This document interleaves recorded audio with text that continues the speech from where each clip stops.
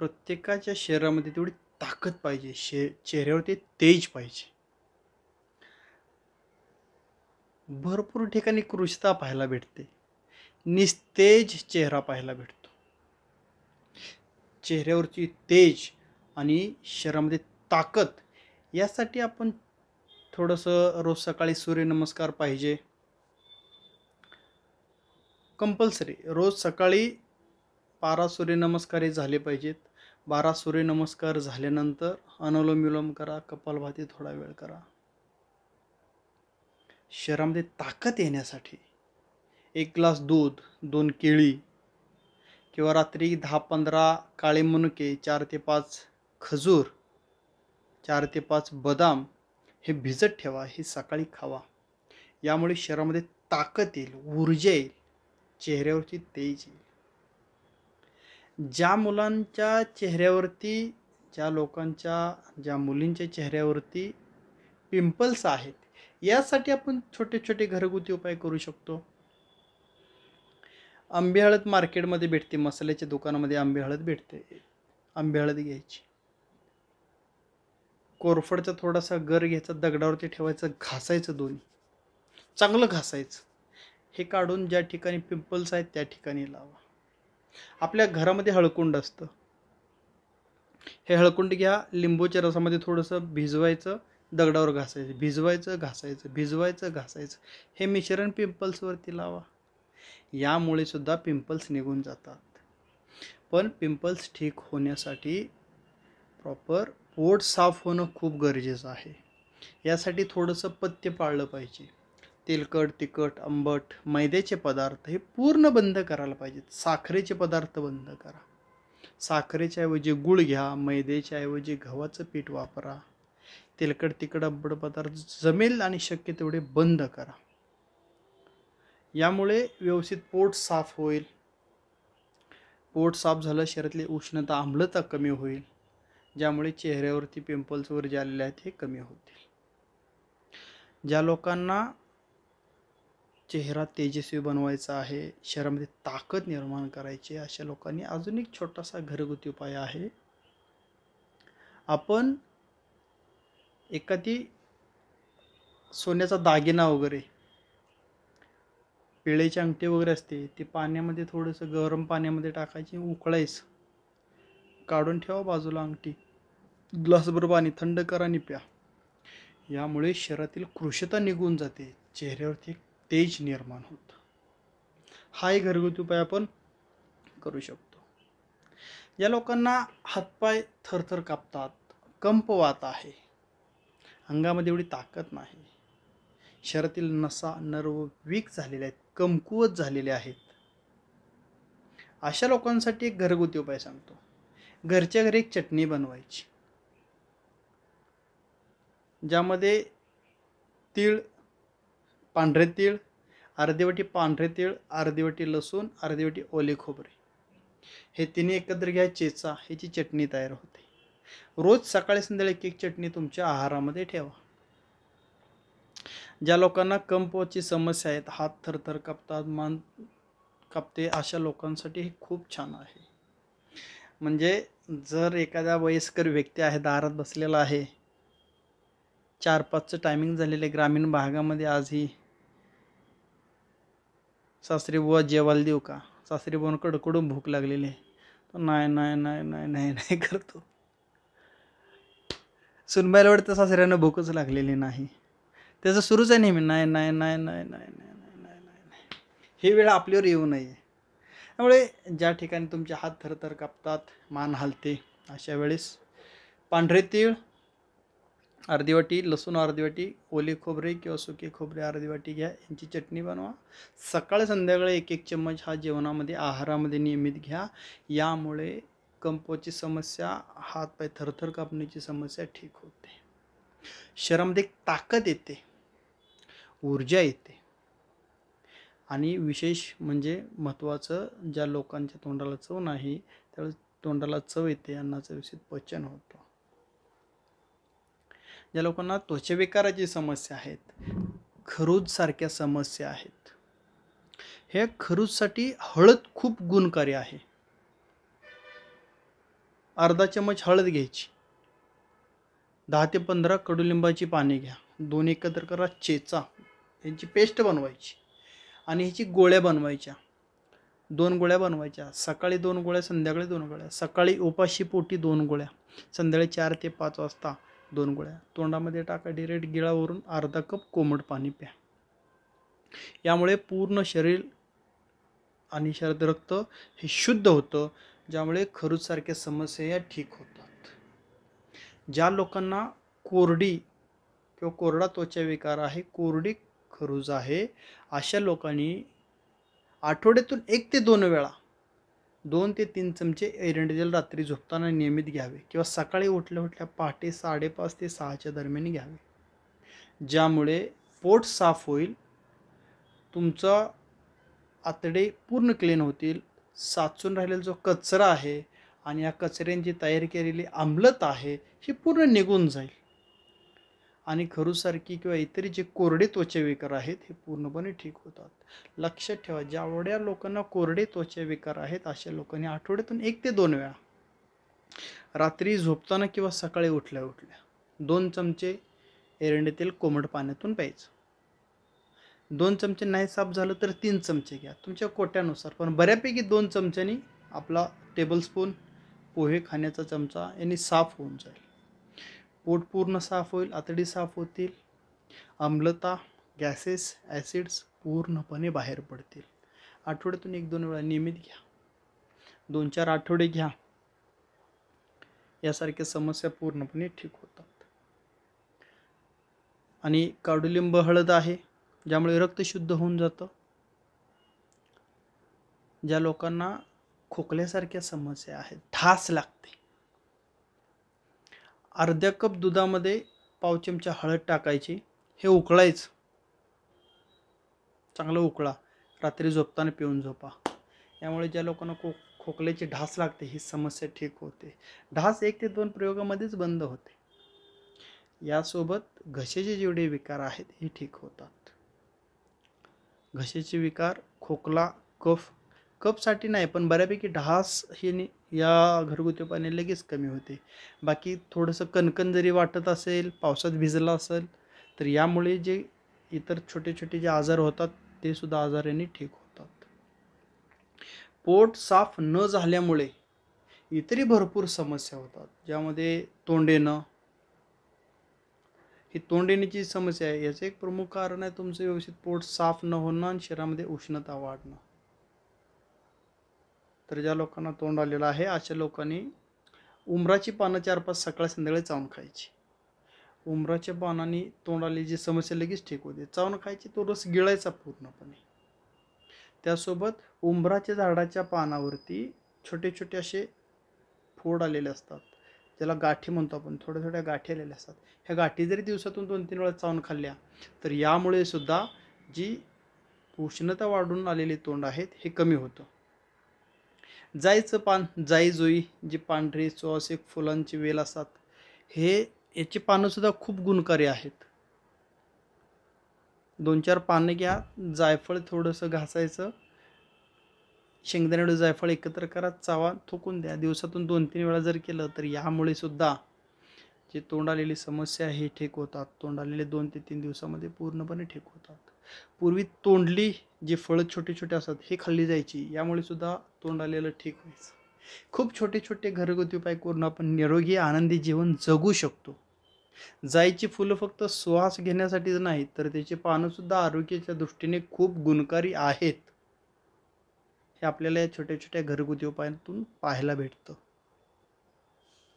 ज्या लोकांच्या शरीरामध्ये युरिक ॲसिड वाढलेला आहे, युरिक ॲसिड कमी होण्यासाठी किंवा युरिक ॲसिड वाढल्यामुळे जे वेदना आहेत यातून बाहेर पडण्यासाठी आपल्या घरातील जो खाण्याचा सोडा आहे तो खूप गुणकारी आहे. सोडा हा खाण्याचा वापरा, कपडे धुण्याचा वापरू नका. पाव चमचा खाण्याचा सोडा घ्यायचा, जो आहारामध्ये भज्यामध्ये टाकतात तो कपामध्ये टाका, त्यामध्ये अर्धा चम्मच मध टाका. खाऊचा सोडा आणि मध हे एकत्र करायचं, खलायचं चांगलं व्यवस्थित.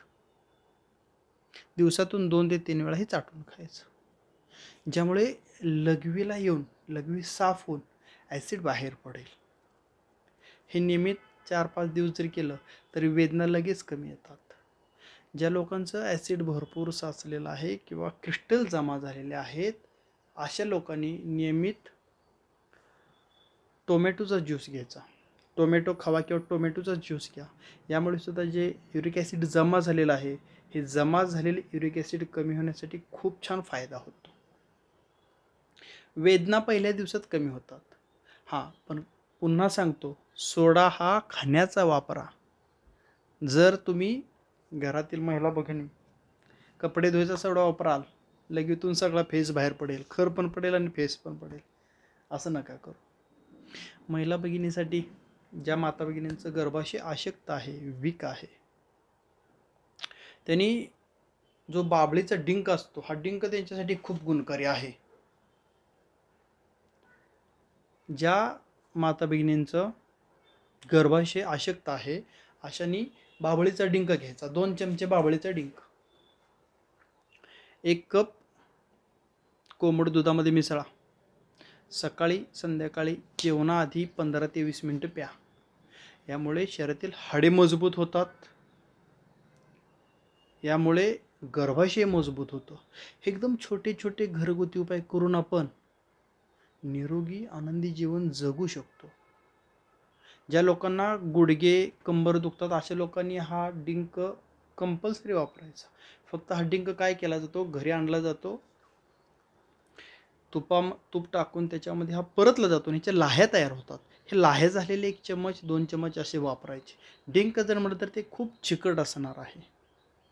डिंकाच्या लाह्या बनवायच्या, त्याचे चूर्ण बनवायचं आणि हे चूर्ण दुधामध्ये टाकून प्यायचं. थकवा अशक्तपणा कमी होतो, गर्भाशय स्ट्रॉंग होतं. ज्या लोकांचे गुडघे बाक आलेला आहेत, यासाठी सुद्धा खूप गुणकारी आहे. सकाळ संध्याकाळी दुधातून डिंक पिताय, रात्री झोपताना मोहरीचं तेल घ्यायचं. गुडघे दुखतात, गुडघ्यावर सूज आहे, गुडघ्यांना बाक आलेला आहे, मोहरी तेल थोडंसं गरम करा. हे तेल गुडघ्यावरती लावायचं, 15 ते 20 मिनटं चोळायचं, हलक्या हाताने चोळा. यामुळे सूज कमी होतो, वेदना कमी होतात आणि आलेला बाकी हळूहळू ठीक होतो. भरपूर लोकांना याचा फायदा पडलेला आहे. भरपूर लोकांना याने आराम भेटलेला आहे. भरपूर लोकांना या घरगुती उपायाने गुडघ्याचे त्रास, वेदना कमी झालेल्या आहेत. शरीरात जे वाढलेलं वात आहे, हा वात कमी करण्यासाठी आपण एक घरगुती उपाय करता येतो. रात्री झोपताना मेथीच्या बिया 1 चम्मच तोंडामध्ये टाकायच्या. वरून 1 कप कोमट पाणी प्यायचं. चावायचं नाहीत, भाजायचं नाहीत, पावडर करायची नाही. 1 चम्मच मेथीचे दाणे घ्या, तोंडामध्ये टाका, वरून 1 कप कोमट पाण्यासोबत ते गिळा. यामुळे महिलांच्या गर्भाशयाच्या भरपूर समस्या ठीक होतात. वात कमी होतो, त्यामुळे वेदना कमी होतात. यामुळे गॅसेस कमी होतात. ज्या लोकांना 4 लोकांमध्ये बसण्याची सुद्धा पंचायत आहे, अशा लोकांची व्यवस्था मेथीचे दाणे करतात. मेथीचे दाणे भरपूर आजारासाठी गुणकारी आहेत. ज्यांचं पोट फुगतं, पोट गच्च होतं वारंवार, पोटामध्ये गॅस, पोटामध्ये गोळा उठतो, गोळा येतो, अशा आजारांसाठी, विकारांसाठी सुद्धा मेथीचे दाणे खूप गुणकारी आहेत. मेथी दाणे पावडर करून घ्या, याच्यामुळे पोट साफ होतं. सकाळी उठल्या उठल्या 1 चम्मच 1 कप कोमट पाण्यातून प्या, ज्यामुळे पोट साफ होतं व्यवस्थित. ज्या लोकांना सायटिकाची समस्या आहेत, आता गुडघेदुखी झाली, सायटिका,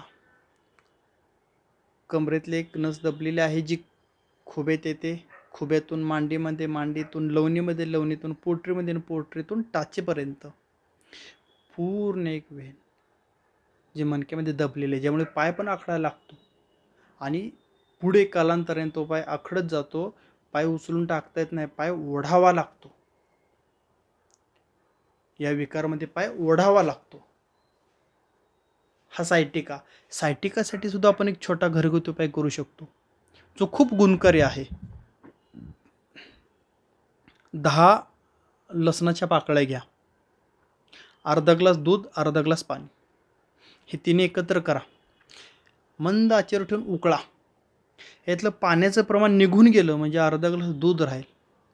या लसणाचे पाकळ्या आहेत हे चावून खावा, वरून हे दूध प्या. ज्यामुळे सायटिकासारख्या ज्या समस्या आहेत यातून तुम्ही कमी वेळात बाहेर पडाल. कारण सायटिकाचे प्रॉब्लेम एवढे आता महिलांमध्ये वगैरे व्यवस्थित न उभारल्यामुळे किचनवर त्यात पूर्वी महिला खाली मांडी घालून बसायच्या आणि स्वयंपाक करायच्या. त्यामुळे गुडघे मजबूत असायचे, पाठ मजबूत, कंबर मजबूत. आता उभारून स्वयंपाक करतात, ज्यामुळे बॅलेन्स पाय व्यवस्थित ठेवायचे नाहीत, एक वर एक खाली, वाकडं उभा राहा, तिरकं उभा राहा, ज्यामुळे हे प्रॉब्लेम येतात. आता स्वयंपाक उभारून करायचा, खायचं उभारून, सगळ्याच गोष्टी उभारून आहेत. आतमध्ये जाऊन पण उभारूनच व्यवस्था आहे आणि आपल्याला छान वाटतं. उभारून जेवण करतो म्हणजे आम्ही सुधारित आवृत्ती आहोत. नाही, जनावरं पण उभारून जेवण करतात, मग आपल्यात आणि त्यांच्यात काय फरक राहिला. आज ही ग्रामीण भागामध्ये खाली बसून मांडी घालून जेवण केलं जातं, ज्यामुळे खायचं किती हे समजतं. जर तुम्ही मांडी घालून बसलात आणि जेवण करत असाल तर खायचं किती हे समजतं आपल्याला. आणि जर तेच तुम्ही उभारून जर जेवण करत असाल तर किती खायचं हे नाही समजणार. जोपर्यंत येते तोपर्यंत खात राहणार, खाली बसल्यावर वाकून खाता, त्यामुळे पोटावरती ताण पडतो.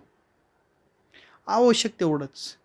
तुम्हाला जेवढे रोग व्याधी आणि आजार होतात यातले भरपूर रोग व्याधी आणि आजार हे फक्त तुमचे व्यवस्थित पोट साफ न झाल्यामुळे होतात, गरजेपेक्षा जास्त आहार घेतल्यामुळे होतात, अनावश्यक खाल्ल्यामुळे होतात.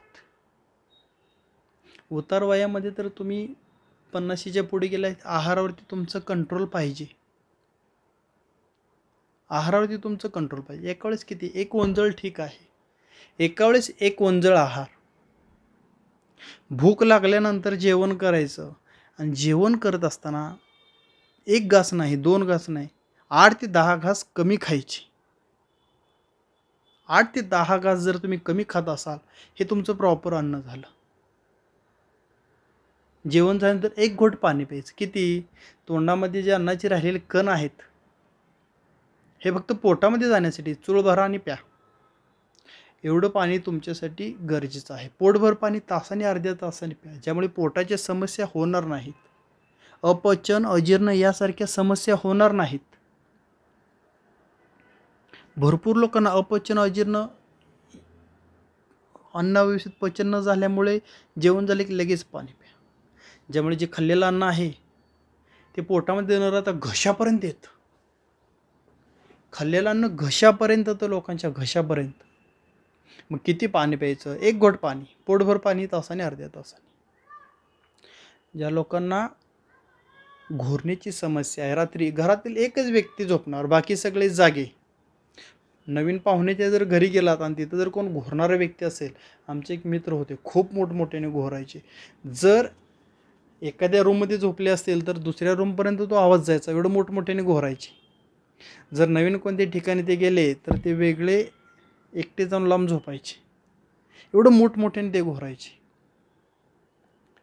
पूर्वी म्हणाय, ज्याचा घोर संपलेला असा व्यक्ती घोरतो, ज्याला घोर नाही असा व्यक्ती घोरतो.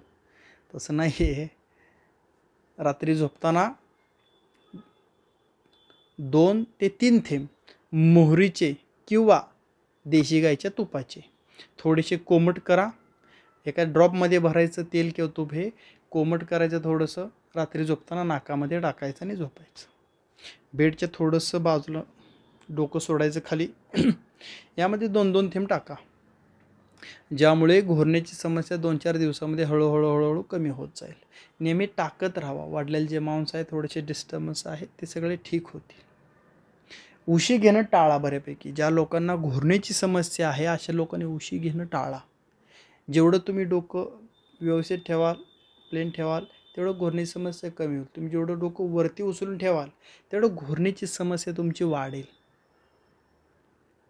ज्या लोकांना डोक्यामध्ये चाई पडलेली आहे, ठराविक भागातून केस निघून जातात आणि चट्टे पडतात, अशा लोकांसाठी सुद्धा आपण खूप छान छान घरगुती उपाय करू शकतो, ज्याचा फायदा छान होतो, लगेच होतो. आता वटपौर्णिमा, महिला ज्या वडाच्या झाडाला फेऱ्या मारायला जातात, ज्यांच्या घरामध्ये मुलांना चाई पडलेले आहे, चट्टे पडलेले आहेत आणि तिथून केस निघून गेलेले आहेत, अशा महिलांनी त्या वडाची पिकलेली पडलेली पानं घेऊन यायची घरी, सुकवायची, ते जाळायची आणि ह्याची जी जाळलेली राख आहे ही राख खूप गुणकारी आहे. अर्धा चमच राख घ्या, अर्धा चमच दुधावरची साई मलई घ्या, हे एकत्र करा, खला चांगलं भरपूर खला. ज्या ठिकाणी चाय पडली त्या ठिकाणी स्वच्छ धुवा आणि तिथे लावून टाका. 4, 8, 10 दिवस व्यवस्थित लावा. यामुळे तिथले जे इन्फेक्शन आहे ते हळूहळू कमी होतं आणि ते पुन्हा नवीन केस येतात. जसं चामखीळ, भरपूर लोकांना चामखीळची समस्या आहे. चामखीळीवरती आपण खूप छान घरगुती उपाय करू शकतो. कळीचा चुना जो पानासोबत खातो आपण, हा घ्यायचा 1 चम्मच. 1 चम्मच कळीचा चुना घ्या, 2 चम्मच तूप घ्या, भांड्यामध्ये टाका, खला 10-15 मिनटं, दोन्ही एकत्र चांगलं, दोन्ही एक जीव झालं पाहिजे. भरपूर खला, मिक्स करा व्यवस्थित. दिवसातून 2 ते 3 वेळा थोडं थोडं घ्यायचं. ज्या ठिकाणी चामखीळ आहे जिथे कुठे असेल तिथे लावून चोळायचं. यामुळे चामखीळ हळूहळू कमी होत होत होत होत चामखीळीची समस्या ठीक होते. भरपूर लोकांची झालेली आहे. खूप चांगले चांगले आपल्याला याचे फायदे पाहायला भेटलेले आहेत. ज्या लोकांना झोपेची समस्या, झोपच येत नाही, अनिद्रा, झोपले की रात्रभर डोळे उघडे ठेवून असतात, ह्यासाठी 1-2 छोटे छोटे घरगुती उपाय. पहिली गोष्ट, झोपत असताना नेहमी लक्षात ठेवा, 15-20 मिनिटं आधी अर्धा तासवर मोबाईल बाजूला ठेवायचा. जेवण झाल्यानंतर अर्ध्या तासाने 1 तासाने झोपायचं. खाल्लं की लगेच जाऊन झोपायचं, पाक डोळ्यावर झोपेपर्यंत मोबाईल बघायचं, ह्या गोष्टी थोड्याशा टाळा. डोकं नेहमी पूर्वेला किंवा दक्षिणेला करा. जर तुमचं डोकं पूर्वेला किंवा दक्षिणेला नसता, उत्तरेकडे असेल, तर तुम्हाला खूप स्वप्न पडणार, झोप येणार नाही, तो ताण, तो स्ट्रेस येईल. त्यामुळे बऱ्यापैकी डोकं हे पूर्वेला किंवा दक्षिणेला करा. 1 कप कोमट पाणी घ्यायचं. 1 कप कोमट पाण्यामध्ये अर्धा चम्मच मध मिसळा, 1 चम्मच मध मिसळा, हे प्या आणि झोपा 15 मिनिटांनी. छान आणि गाढ झोप येईल. छोटे छोटे घरगुती उपाय. जे लोक उत्तरेला डोकं केल्यानंतर जसं छातीत धडधड वगैरे होते, काही लोकांना अशी छातीमध्ये धडधड होते, छातीमध्ये कळा येतात, छाती भरून येते, अशा लोकांसाठी काही छोटे छोटे घरगुती उपाय. खडीसाखर चूर्ण घ्यायचं 1 चम्मच, त्यामध्ये 1 चम्मच आल्याचा रस मिसळायचं, एकत्र करा, हे चाटून खावा. चम्मच जो संपेपर्यंत तुमची जी छाती भरून आलेली आहे किंवा छातीमध्ये कळा येतात हे बंद होऊन जाईल. भरपूर महिलांना, माता भगिनींना अनावश्यक भीती वाटते, धडधड होतं, छाती भरून येते, अस्वस्थ वाटतं. अशा लोकांनी 1 चम्मच आल्याचा रस, 1 चम्मच खडीसाखर चूर्ण, दोन्ही एकत्र करायचं, दिवसातून 2-3 वेळा चाटून खावा. हा त्रास लगेच कमी होतो. आता या क्लायमेटमध्ये, या कालावधीमध्ये भरपूर लोकांना जळवातीची समस्या, म्हणजे पाय फाटलेले असतात, टाचांना भेगा पडलेल्या असतात, यातून रक्तसुद्धा बाहेर येतं. थोडंसं सकाळी उठल्यानंतर चालायलाच येत नाही. जसं आपण चामखीळसाठी एक मिश्रण बनवलं तसंच इथं एक मिश्रण बनवायचं. 1 चम्मच खाण्याचा चुना घ्यायचा, 2 चम्मच लोणी घ्या, 3 चम्मच खोबरेल तेल, हे तिन्ही एकत्र करा, मिक्सरमध्ये टाका, थोडंसं पाणी शिपडायचं, हे फिरवायचं, 4, 5, 10, 15 वेळा फिरवा. हे चांगलं मिक्स करा, एकजीव करा व्यवस्थित. एखाद्या बर्नीमध्ये, डब्बीमध्ये भरून ठेवा. रोज संध्याकाळी झोपण्याच्या आधी तुमचे तळपाय स्वच्छ धुवा कोमट पाण्याने, त्यावरती लावा, वरून कॅरीबॅग बांधा, झोपून टाका. पहिल्या दिवशीपासून एका प्रयोगानंतर तुम्हाला आराम भेटेल, वेदना आणि आग कमी होईल. एवढा छान आणि खूप अनुभवी हा घरगुती उपाय आहे. काही लोकांना झोप येते, काही लोकांना झोप येत नाही. झोप येत नाही यावरती आपण घरगुती उपाय बघितला. भरपूर लोक असे आहेत जे दिवसभर झोपाळू असतात, डोळ्यावरची झोपच निघून जात नाही. आमच्याकडे पण OPD मध्ये येऊन बसतात दाखवण्यासाठी, तिथे डोळ्यावर झोपच असते. अशी वेळ ती सांगावं लागतं जाऊन झोपा पलीकडे बेडवरती, तासभर झोप काढा आणि मग दाखवायला या. कारण झोपच जात नाही काय लोकांची. दिवसभर आळस, मरगळ आणि झोप डोळ्यावरती असते. अशा लोकांनी तमालपत्र असतं आपल्या मसाल्याच्या डब्यामध्ये, एक तमालपत्र घ्यायचं, त्याचे बारीक तुकडे करायचे, 2 कप पाण्यामध्ये टाका, 1 कप होईपर्यंत उकळा, 1 कप झालं हे गाळून घ्या. सकाळी संध्याकाळी चहाच्या ऐवजी हा काढा नियमित घ्यायचा. ज्या लोकांना अस्वस्थ वाटतं, आळस वाटतो, मरगळ वाटते, फ्रेश वाटत नाही, उत्साह वाटत नाही, अशा लोकांनी सकाळी संध्याकाळी 8-10 दिवस घ्या नियमित. फ्रेश वाटेल, झोपळपणा कमी होईल, छान वाटेल, प्रसन्न वाटेल. ज्या लोकांना झोपेवरती अजून एक घरगुती उपाय सांगू आपण. त्या लोकांना झोपेमध्ये बोलण्याची सवय असते, झोप पूर्ण होत नाही, उठल्यानंतर अस्वस्थ वाटतं. काही लोक अचानक झोपेतून उठतात, बडबडतात, काही लोक बोलत बोलत चालतात. या सर्व लोकांसाठी बेलाच्या पानाचा काढा किंवा रस हा खूप गुणकारी आहे. 15 ते 20 बेलाची पानं आणा, स्वच्छ धुवा, अर्धा कप ज्यूस काढायचा, मिक्सरमध्ये टाका, अर्धा कप पाणी होता, फिरून घ्या, गाळून घ्या, प्या. किंवा 3 कप पाण्यामध्ये टाका, 10 ते 15 पाने स्वच्छ धुवून तुकडे करून 1 कप होईपर्यंत उकळा, 1 कप झाला की गाळून घ्या. आपण चहा पितो त्या पद्धतीने सकाळ संध्याकाळ हा नियमित 8 ते 10 दिवस प्या. झोपेच्या जेवढ्या समस्या तेवढ्या पूर्णपणे ठीक होतात. अस्वस्थ वाटण्याची समस्या ठीक होते.